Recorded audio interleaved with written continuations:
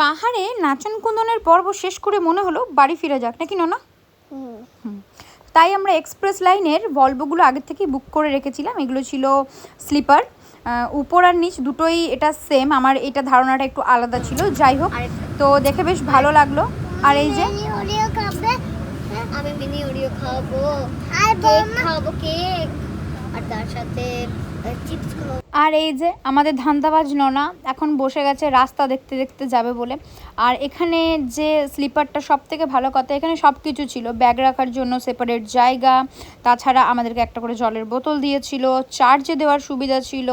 সব থেকে আমার ভালো লেগেছে যে এখানে যে ব্যাক সিটগুলো সেগুলো খুবই ভালো, আরামদায়ক, মানে যেভাবে ইচ্ছে আপনি বসে শুয়ে যেতে পারেন। বালিশ ছিল, জলের বোতল রাখার জায়গা ছিল, লাইট ছিল, এতে আপনারা বইও পড়তে পারেন চাইলে। যদিও এই যে আমার সঙ্গে দুই শিক্ষিত ছিল, তারা পড়াশোনার আশেপাশে ধারে কাছে কোথাওই ঠিক যেতে চায় না, তাই তারা ঠিক করলো যে আমাদের যে জায়গাটা সেটাকে অন্ধকার করে ঘুমিয়ে পড়বে। ঘুমিয়ে তো পড়লো না, তাই আমরা ঢাকা খুলে একটুখানি ঘুমানোর নাটক করলাম। যদিও দুজন মিলে দেখতেই পাচ্ছেন হুড়োমাথুনি চালিয়ে যাচ্ছে। আর লাইটগুলো বন্ধ হওয়ার পর দেখতে ছিল এরকম নীল, নাননটা এরকম নীল সুন্দর জায়গা। আমরা মাঝখানে গেছিলাম একটু এদের সাথে দেখা করতে, এরাও কিন্তু মারমার আনন্দ করছিল।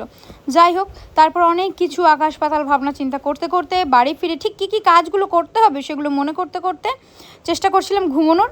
যাই হোক, টাটা, বাই বাই।